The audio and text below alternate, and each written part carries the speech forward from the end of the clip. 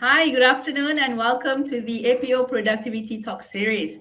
I'm Abigail from Malaysia Productivity Corporation, and I'll be a moderator for today's session. In today's P Talk, we'll be exploring key insights from the APO Productivity Outlook 2026, which focuses on the relationship between energy efficiency and productivity across APO member economies. As many of us are aware, economies across the Asia-Pacific region are facing growing challenges, from rising energy costs to increasing climate pressure. At the same time, there is a strong push to ensure that growth remains both sustainable and competitive. In this context, energy efficiency is no longer just a technical or environmental concern. It's becoming a strategic driver of productivity, helping economies produce more with less while also reducing environmental impact. What makes this report particularly interesting is that, as well as looking at the overall picture, it dives into sector specific impacts, especially in agriculture and manufacturing, and highlights how outcomes differ across income levels. To guide us through these insights, we are honored to have with us Associate Professor Ingul Baek from the Department of Economics at Kongju National University in the Republic of Korea. Professor Baek holds a PhD in economics from the University of Missouri in the USA, and his research focuses on macroeconomics, housing markets, and time series analysis. He has been involved in research projects funded by the institutions, including the National Pension Service and the Korea Institute for International Economic Policy, and actively publishes on a wide range of topics, including international business cycles, climate change vulnerability, economic inequality, and housing finance policy. Professor Baek, welcome, and thank you for joining us today. How are you? Thank you, Abigail. I'm doing well, and it's a pleasure to be here. Wonderful. Glad to have you with us. So without further ado, I'd like to invite Professor Baek to begin his presentation. The floor is yours, Professor. Okay, now I will be presenting the APO Productivity Outlook 2026 titled Productivity and Energy Efficiency in APO Member Economies. This report was developed in collaboration with the APO and was co-authored with colleagues specializing in energy economics and agricultural economics here in Korea. I hope our findings today will offer both empirical insight and practical policy guidance for APO member economies. Let's start it. Let me begin with a brief overview of today's presentation. I will start by introducing the research background and motivation, followed by the main purpose and structure of the report. I will then provide a data overview and a brief summary of our key findings. The main body of the presentation covers productivity and energy efficiency trends across APO member economies, a literature review, and the empirical analysis. I'll also briefly discuss the content of the last chapter, which is about developing composite energy efficiency indicators with case studies on Korea and Japan. Finally, I will conclude with the main findings. Let us begin with the background and research motivation. The motivation for this study stems from several converging challenges that APO member economies currently face. First, rising energy costs and climate pressure are placing significant strain on economic growth across the Asia-Pacific region. Economists must find ways to sustain productivity while managing these environmental and resource constraints. Second, improving energy efficiency has emerged as a strategic pathway that offers dual benefits. It lowers production costs and enhances competitiveness. At the same time, it reduces greenhouse gas emissions, thereby supporting sustainability goals. Third, this report builds directly on the APO Productivity Outlook 2025, which examines the impact of climate changes on productivity across several industrial sectors. The 2026 edition shifts the focus more specifically to the productivity implication of energy efficiency improvement. Finally, despite growing recognition of the importance of the energy efficiency, there remains a gap in the literature regarding how energy efficiency affects productivity at both the macro and sectoral levels. This report aims to fill that gap. The main goal of this report is to examine how improvement in energy efficiency affect productivity across APO member economies at the macro level and within the agriculture and manufacturing sectors. The report is organized into four chapters. Chapter 1 provides a macro level overview analyzing the relationship between energy efficiency and both total factor productivity and labor productivity. Chapter 2 focuses on the agricultural sectors, and it also checks the relationship between energy efficiency and agricultural productivity. Chapter 3 is about manufacturing sector with the same topics. Chapter 4 is a special chapter in a report that proposes a refined framework for developing composite energy efficiency indicators drawing on institutional examples from Korea and Japan. Before moving to the analysis, let me briefly describe our data. The study covers 21 APO members over the period 2000 to 2021. We analyze three sectors, the macroeconomy, agriculture, and manufacturing, and adopt productivity measures appropriate to each chapter, TFP, or sector-specific labor productivity, depending on the research focus. Our data source include the APO Productivity Database and Data Book for several GDP, employment, and productivity series, the IEA for energy consumption data, and the World Bank for other macro variables. And finally, the PWT for physical and human capital and TFP series. One important note on variable definition. Throughout this study, energy efficiency is defined as the inverse of energy intensity, that is GDP per unit of energy consumption. Under this definition, a higher value indicates better energy efficiency as the economy produces more output per unit of energy input.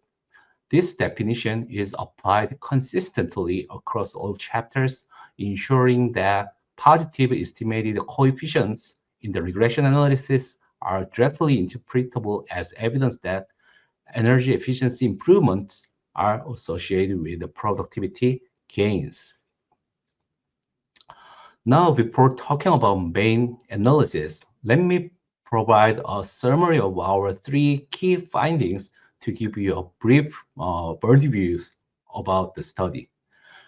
At the macro level, we find that improvement in energy efficiency are positively and significantly associated with both productivity measures. Importantly, lower income economies exhibit larger marginal gains from efficient improvement, which is consistent with the economic theory about the diminishing marginal returns. In the agricultural sector, energy efficiency improvement are positively associated with agriculture labor productivity. In the manufacturing sector, approximately a 1% increase in energy efficiency is associated with about 0.43 to 0.44% increase in the labor productivity growth. The effect is largest in lower and middle income countries, around 0.56%. I will explain each of these findings in greater details later. For now, this serves as the key takeaways to keep in mind as we proceed. Let us now turn to the trends in productivity and energy efficiency across APO member economies. This slide shows the macro level productivity overview. Before we look at the data, let me briefly clarify two key concepts. TFP, total factor productivity. It measures how efficiently an economy combines its production inputs such as physical capital and labor It captures overall efficiency and technology levels such as technological progress, institutional quality, and resource allocations. The second one is labor productivity, or LP. It measures the output produced per worker, that is, how many units of final outputs are generated or made by per worker. Now let's move to the table. The table above summarizes both long and short-term TFP and labor productivity growth rate by income group. Looking at the pattern in the data, we can observe that as income level increase, growth rates tend to be higher in most periods.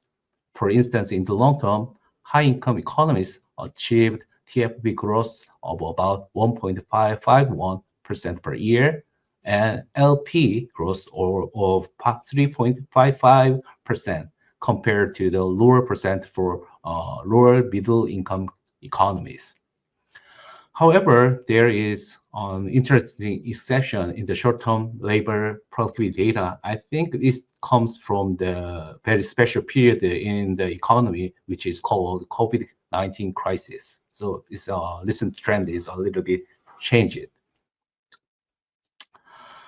This figure illustrates the trends in the labor productivity growth across APO member economies from the 1970s to recent years.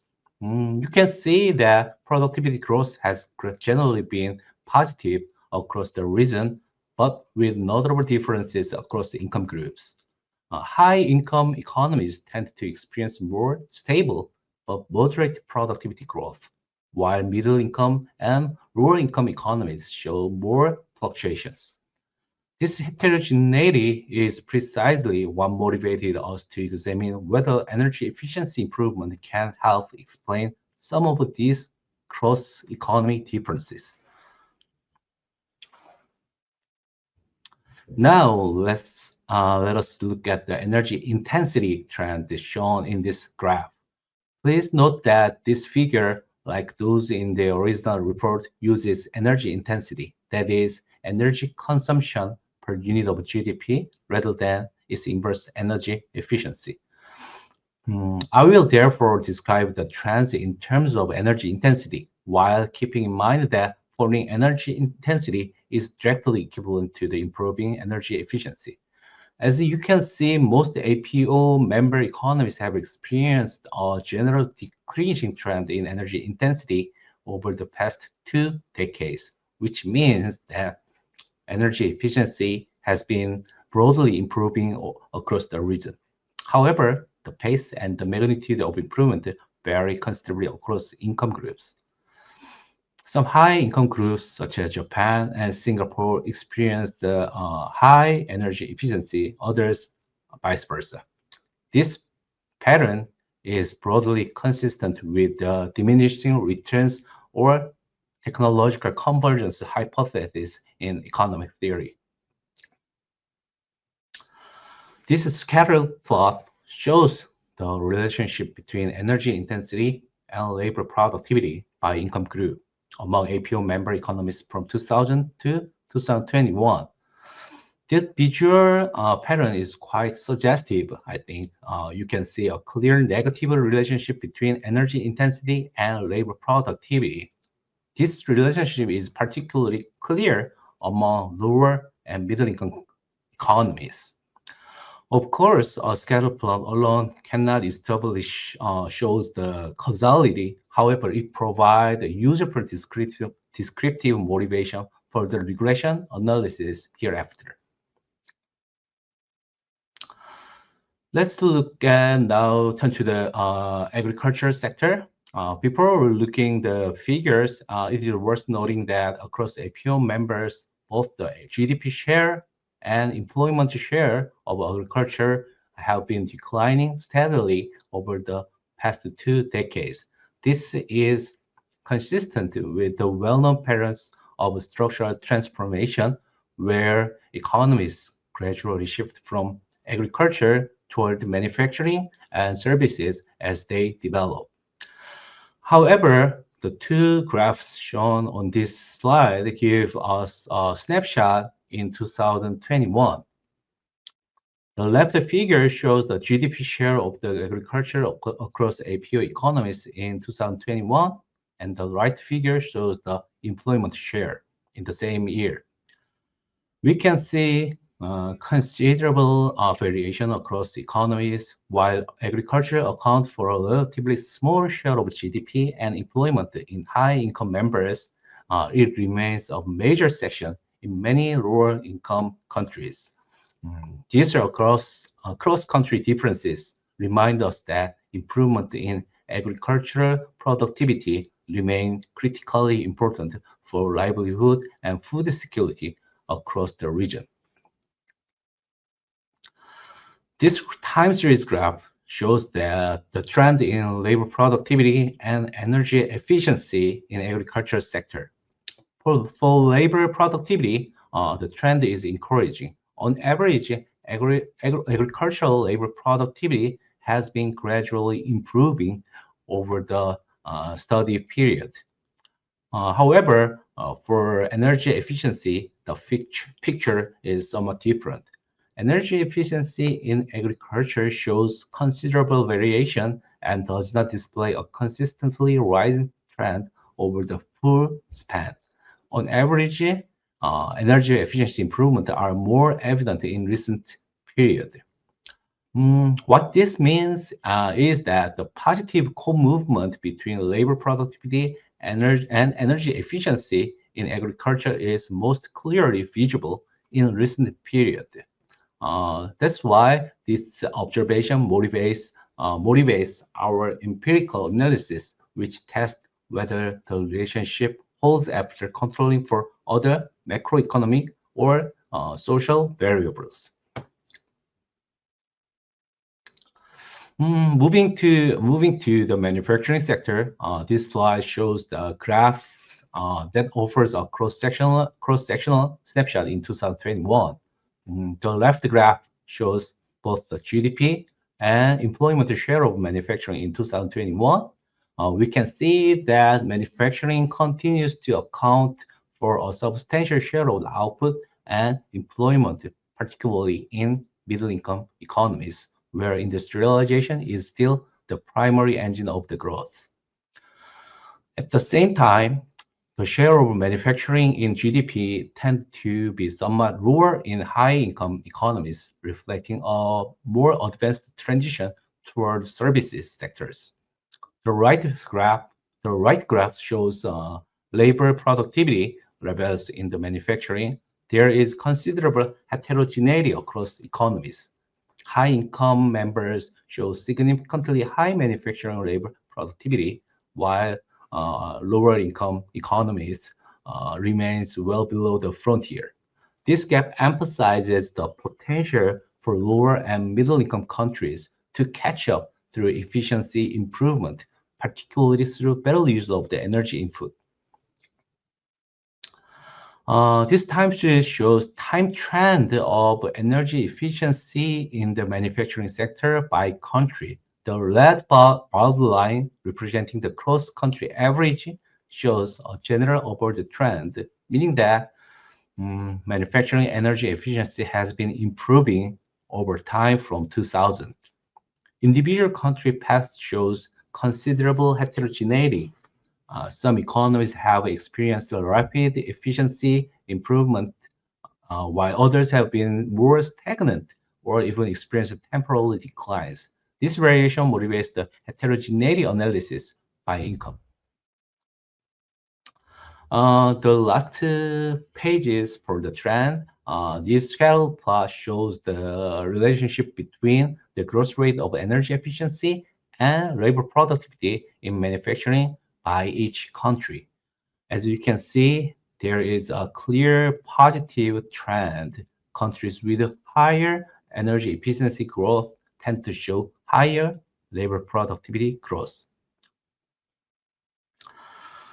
Let us now turn to the empirical analysis in detail with literature review, models, and estimation result.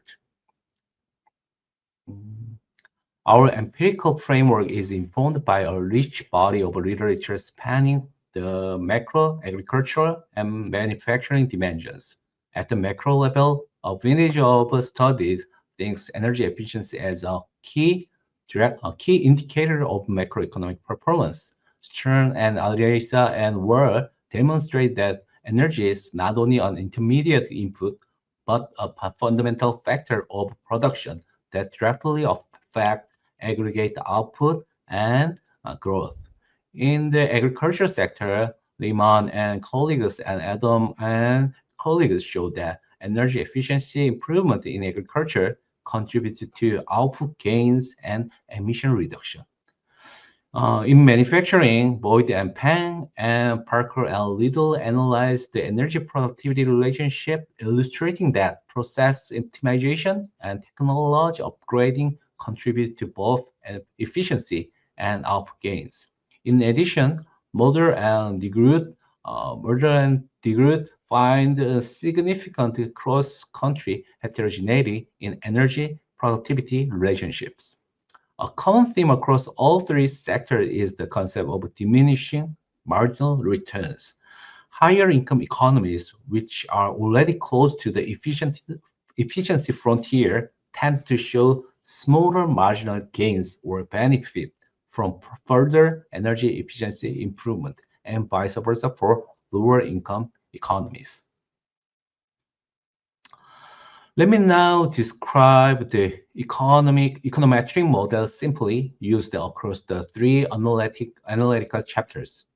All chapters employ panel analysis due to the structure of the data. Across all chapters, they commonly adopt two-way panel fixed effect model, both country and year.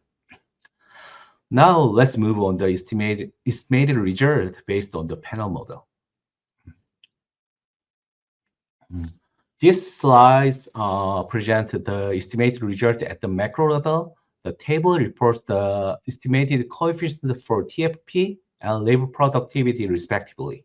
The key finding is that the estimated coefficient on energy efficiency is all positive and statistically significant across multiple specifications. This confirms that improvement in energy efficiency are consistently associated with gains or benefits in both TFP and labor productivity. Furthermore, the interaction terms with income level dummies reveals an important pattern.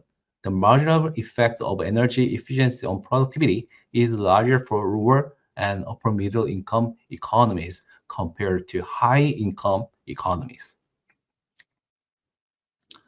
Uh, these slides present the agricultural sector result across 5 different specifications. The first row shows the baseline model, which applies to the full sample. The estimated coefficient on energy efficiency is 0.267. This provides strong baseline evidence that improving energy efficiency is positively associated with the agricultural labor productivity. The next two rows examine heterogeneity by energy efficiency level. For the high energy efficiency group, the coefficient is 0.227 and remains statistically significant, indicating a robust positive effect. For the low energy efficient group, however, the coefficient drops to 0.19 and is no longer statistically significant.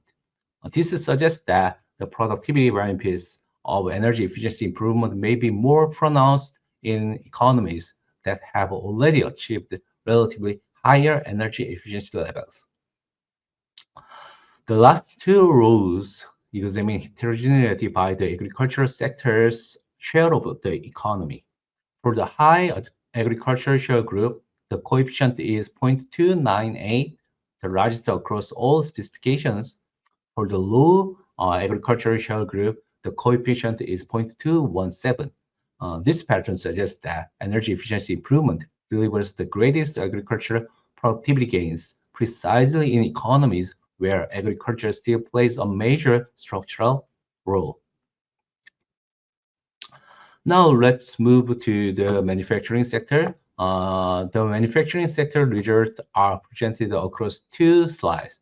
This slide shows the full sample baseline result from table 3.1 in the report. The estimated coefficient on energy efficiency are consistently positive and statistically significant across all three model specifications. The coefficient magnitude range from approximately 0.43 to 0.44 across the three model with very small, with high credibility. This means that the 1% improvement in energy efficiency is associated with roughly 0.43 to 0.44% increase in manufacturing labor productivity growth. The consistent estimate across model specification confirms the robustness of the relationship.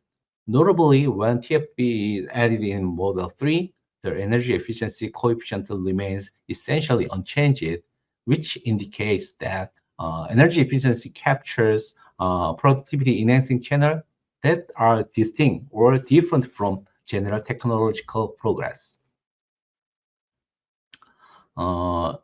This slide presents the result on income heterogeneity analysis, arguably the most policy relevant finding in this study, I think. Using interaction terms with income group dummies, we allow the energy efficiency effect to vary across income groups. The results are consistent across all three model specifications. For high economies, the reference group, the estimated total effect in Model 3 is approximately 0.21, which is positive and significant but relatively modest. For upper and lower middle income economies, the total effects are much higher, approximately 0.56 and also 0.56 respectively. More than twice as large as high-income economies. This pattern strongly supports the diminishing marginal return hypothesis. High-income economies are already close to the optimal level of energy efficiency, meaning they have already captured most of the available gains. Lower and middle-income economies, by contrast, remains farther from the frontiers, and therefore they have a much greater potential for marginal productivity returns from further efficiency investment. Let us now discuss the policy implications from our findings. At the macro level, 5 strategic directions emerge from our analysis. First, institutional integration. APO member economies should establish national coordination bodies that align energy efficiency and productivity objectives. Second, technological transformation, promoting digitalization and clean technologies such as smart manufacturing, precision agriculture, and intelligent building management can deliver dual gains in both energy efficiency and productivity. Third, green finance and incentives. Expanding fiscal instruments to stimulate energy efficiency investment is essential, with particular attention to supporting SMEs that face high transition costs. First, income differentiating strategies. Our findings clearly show that the marginal gains from energy efficiency improvement differ substantially by income level. So, low-income economies should focus on technology adoption, while high-income economies should push the frontier by innovation, technological innovation. Lastly, data-driven energy governance. Establishing disaggregated energy efficiency databases is critical for supporting evidence-based policymaking across APO countries. Let me now highlight the sector-specific policy implications that go beyond the macro level. In agriculture, the key recommendations include investing in precision irrigation systems and renewable powered agricultural equipment, improving cold chain, implementing mechanization program, and strengthening extension services. In manufacturing, we distinguish between direct and indirect measures. Direct measures include minimum energy performance standard, mandatory energy audits, and R&D incentives for clean production technologies. Indirect measures include kind of taxes and sometimes called industrial symbiotic programs. The income differentiated approach applies here as well. Middle income economies should actively pursue technology adoption and capacity building, while high income economies should focus on frontier innovation and digital manufacturing transformation. The last chapter of the report addresses an important but distinct question: how to develop more sophisticated energy efficiency indicators for cross-economy benchmarking. The energy efficiency indicators used so far mix different concepts such as efficiency improvement and structural shift in the economy. For example, if a country transitions from heavy industry to services, the energy efficiency indicator may rise without any actual improvement in the productive efficiency of individual sectors. To address this limitation, the report proposed a refined framework for building energy efficiency indicators grounded in energy balance tables. The report examines two cases. Korea's energy agency compiles sector-specific indicators with thermodynamic conversion factors and regular revision cycles. Japan's Agency for Natural Resources and Energy integrates supply-side and demand-side statistics into a unified framework. Both cases demonstrate the feasibility and value of building comprehensive energy efficiency measurement systems. So, for developing APO economies, the key policy implication is to adopt a phase or step-by-step approaches. Start with the aggregate indicators using available data first, and then progressively disaggregate as statistical capacity improves. Let me now wrap up with the main concluding remarks from this report. First, energy efficiency is structural driver of productivity across the macro level, agriculture and manufacturing. Improvement in energy efficiency are positively and robustly associated with the productivity gain. Second, the effect varies by income level. And third, sector-specific strategies are essential. First, energy efficiency is both an economic and environmental policy.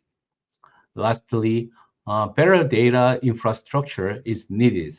Harmonized energy efficiency indicator frameworks guided by the example of Korea and Japan are critical for supporting evidence-based policymaking across the Asia-Pacific regions. Thank you very much for your attention. I hope this presentation provides useful insight on energy efficiency and productivity for the APO members. I'm happy to take any question you may have. Thank you.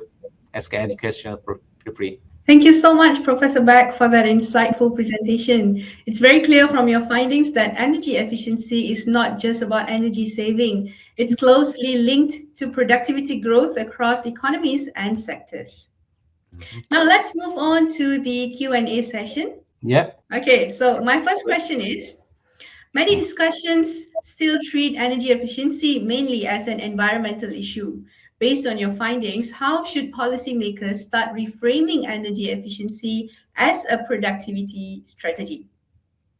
That is very important and interesting question. And what we really want policymakers to do is to change their frame on energy efficiency. Energy efficiency is not only about utilizing resources effectively or efficiently based on our research findings. It also improves labor productivity at both the macroeconomic and sectoral levels. In economic terms, improving energy efficiency allows a country to pursue dual goals: cost minimization and output growth through productivity enhancement. If policymakers regard energy efficiency solely as a means of reducing carbon emissions, they will rely only on regulation and compliance. However, our findings suggest that policymakers need to reframe energy efficiency as a driver of productivity growth. In this view, improving energy efficiency is not only an environmental obligation, it is a pathway to enhancing economic competitiveness. Okay. Mm. That's a very important point, especially the idea of shifting from compliance to competitiveness. I think that really free frames how government should approach this moving forward. Now, question two. Mhm. Your analysis shows that the impact of energy efficiency varies across income groups, with larger gains in the lower and middle income economies. What explains this difference, and how should countries position themselves accordingly? Okay. This pattern is very interesting, right? So this pattern is something economists is called as diminishing marginal returns. Think of it like a capital accumulation in economic growth. In early stage of development, each additional unit of capital contributes greatly to economic growth. But as the economy develops, grows, marginal benefit proportionally declines, even as the overall level of output continues to rise. The same logic applies here. As a country's energy efficiency improves, each additional unit of efficiency gain yields a smaller boost to productivity. The policy implication is straightforward. For lower and middle income economies in the APO members, the priority should be technology adoption, like advanced energy efficiency technologies from higher income countries.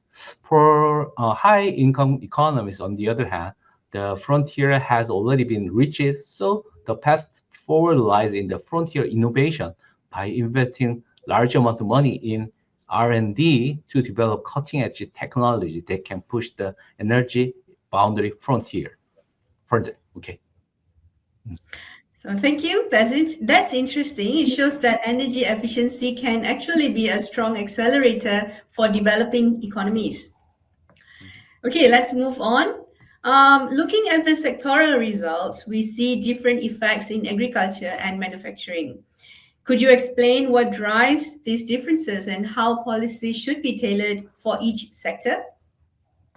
Okay, our sectoral research show that the average effect of energy efficiency is notably larger in manufacturing than in agriculture. Specifically, the estimated marginal effect is approximately zero point 0.2 in agriculture and zero point 0.4 in manufacturing, respectively. One key reason for this gap lies in the baseline level of labor productivity in each sector. Sector differences. Um, manu- Manufacturing tends to operate with a higher capital intensity with advanced technology, which means that improvement in energy efficiency translates more directly into productivity gain. Agriculture, by contrast, already faces structural constraints such as um, land limitation and weather dependency. That limits the marginal effect of energy efficiency. Fortunately, this does not mean all APO members should simply shift to manufacturing. Our research also showed that countries with a high agriculture share, mostly lower income economies, show relatively higher efficiency gains within their agricultural sector. The policy should be adjusted not just to the sector, but to where each country is currently stands in. Okay. Okay, so you can also say that it's not a one size fits all approach. So, Mhm. and sector specific strategies are clearly essential. That's a very useful takeaway for policymakers. Thank you. Now let's move on to the next question. Your findings show that in manufacturing, even a 1% improvement in energy efficiency can significantly increase labor productivity growth. What does this mean for industries and enterprises, especially SMEs, that may face constraints in adopting new technologies? Honestly, our empirical analysis was conducted only at the level of country and industrial sector. So we did not directly check productivity differences by firm size. I cannot therefore make quantitative claims about the differential effect between larger firms and SMEs. However, our findings on diminishing marginal returns also provides reasonable logic about your question. If the same logic applies at the firm's level, then SMEs, which typically operate with lower levels of energy efficiency and capital intensity, probably gain more from the investment on efficiency than their larger counterpart. This has the clear policy implications. Policy makers should actively provide incentives for SMEs to adopt energy efficiency technologies by financial subsidies, tax incentives, and capacity building programs. That's my answer. Thank you. That's a very practical perspective, especially the point on SMEs, since they often face the biggest constraints, but also have high potential for improvement. Let's move on. The report highlights the limitations of traditional measures like energy intensity. Why is improving data and measurement frameworks so critical for better policymaking? Yeah, this is important because the way we measure energy efficiency directly shapes the policy's design. The problem with the energy intensity is that it cannot distinguish between becoming efficiency and shifting structural change towards higher efficiency industry. This is why our report proposed a sectoral measurement framework based on energy balance tables measuring energy efficiency separately for industry rather than relying on the single national average. The core message is simple. If you cannot measure it, you cannot manage it. Okay. That's very true, Prof. Without reliable data, it's difficult to design or even evaluate effective policies. So you can say that measurement really shapes decision making. Okay, let's move on to question number 6. Several policy recommendations have been mentioned, such as digitalization, green finance, and institutional coordination. So, from your perspective, which are the most practical or impactful for APO member economies to implement? That's a very hard question, but my recommendation depends on the level of economic development for each country. So the policy should be customized. For lower and middle income economies, I would suggest the institutional coordination and energy audit programs. Coordination between energy and productivity ministries is foundational and relatively low cost. Energy audits are immediately actionable. They help firms, especially SMEs, by identifying efficiency opportunity that they would miss. For high-income economies, digitalization is the highest impact intervention. Smart manufacturing technologies can push economy beyond the traditional frontier. So that all the policies should be customized depending on the economic development. Thank you. That's very helpful. It's really good to hear which areas can deliver impact more immediately, especially for economies at different stages of development. Let's move on to question number 7. Looking ahead, what are the main challenges in integrating energy efficiency into broader productivity strategies? I would highlight two fundamental challenges that I think are most critical. The first one is institutional alignment. In most countries, energy policy and productivity policy sit in different ministries with different mandates and metrics of success. As a result, energy efficiency improvement rarely get evaluated in terms of their productivity impact, and productivity strategies rarely incorporate energy as a key input. Bridging that gap requires political will and strong central leadership. This is not a technical problem, it's about governance problem. The second one is long-term commitment. Energy efficiency investment typically require significant upfront cost with productivity payoffs that materialize over years or even decades. In political involvement driven by short-term cycles, sustaining this program is actually very difficult, right? The most effective way to build durability is to embed energy efficiency into national productivity frameworks. So these two challenges are also connected, I think. Strong institutional coordination makes it easier to maintain long-term commitment because the strategy is no longer depending on a single ministry or a single policy entity. That's why getting the governance structure right is, in my view, the most important first step. Mhm. That's a very comprehensive view, and it really highlights that this is also not just a technical issue, but also Mhm. an institutional and policy coordination challenge. Now, I think we have come to the last question.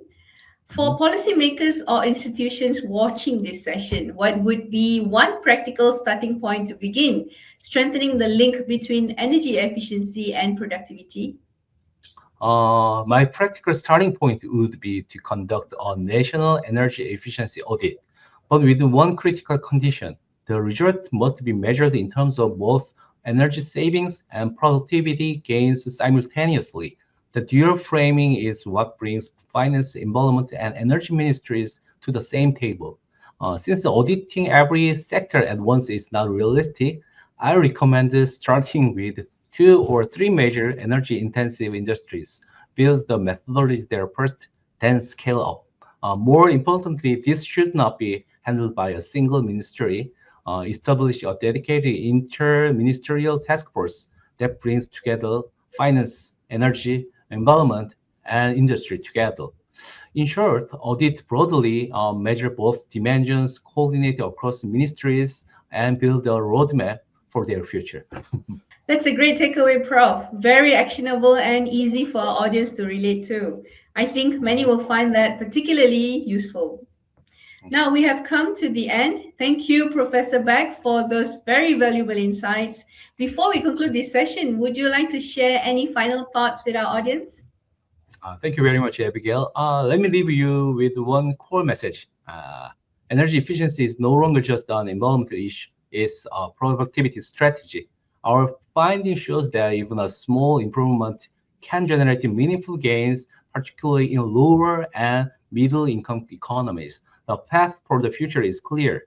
Measure precisely energy savings and productivity, coordinate across ministries, and establish your strategy to your development. So that's all. Thank you. Thank you once again, Professor Baek, for sharing your valuable insights. We hope today's discussion contributes to a better understanding of how energy efficiency can support productivity and sustainable growth across the region. Thank you so much for all those who are joining us today at this P Talk session.